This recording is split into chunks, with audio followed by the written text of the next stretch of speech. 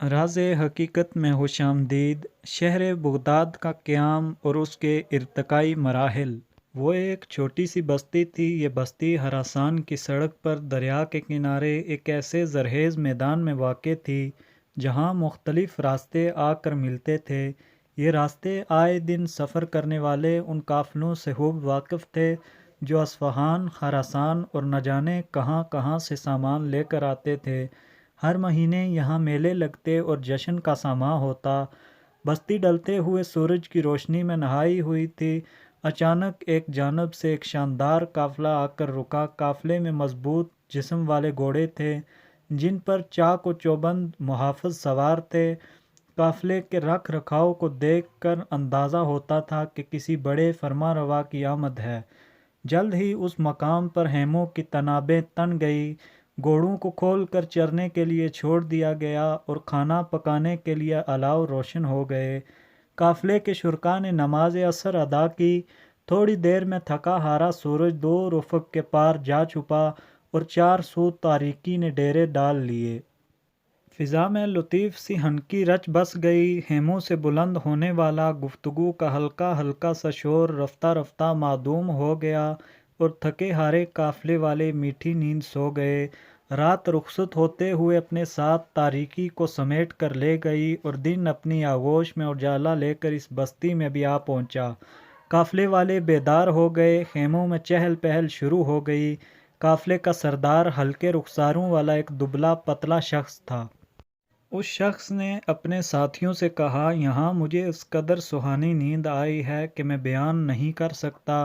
یہ جگہ مجھے بے حد پسند آئی۔ یہاں نہروں کا جال ہے جو زراعت کے لیے بہت ہی مفید ہو سکتا ہے اور یہی نہریں ہمیں دفاع کا بھی کام دے سکتی ہیں، اور اس کے پہلو میں دریائے دجلہ رواں ہے۔ یہاں سے چین تک ہمارے درمیان کوئی رکاوٹ نہیں۔ ہمیں ہر قسم کا سامان بحری راستے سے موصول ہو سکتا ہے۔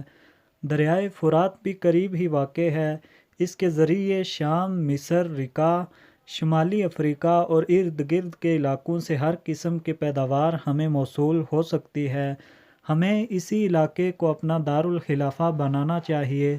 وہاں جتنے لوگ موجود تھے انہوں نے ان باتوں کی تائید کی، وہ باتیں جو ان کے خلیفہ ابو جعفر منظور نے کہی تھی۔ کچھ عرصے بعد اس بستی کے بطن سے ایک نیا شہر جنم لے رہا تھا۔ ہزاروں مزدور اور کاریگر اس شہر کی صورت گری میں مصروف تھے جو تقریباً 8 سال بعد اپنی مکمل صورت میں ابھر کر سامنے آ گیا اور صدیوں تک عالم اسلام کا ایک بہت بڑا ثقافتی مرکز بنا رہا۔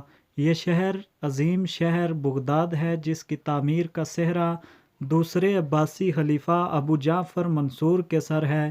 یہی شہر جس کی بنیاد دوسری صدی ہجری 8ویں صدی عیسوی میں رکھی گئی تھی، خلافت عباسیہ کے اختتام تک دارالخلافہ بنا رہا۔ بغداد وہ شہر ہے جہاں سے خاندان عباسیہ نے 5 صدیوں تک دنیا کے بیشتر حصے پر حکمرانی کی۔ بغداد کے خلفائے بنو عباس کی تعداد 33 ہے، جن میں ابو جعفر منصور، ہارون الرشید، مامون الرشید، واثق، معتصم، معتضد اور مقتفی اور دیگر خلفاء شامل ہیں۔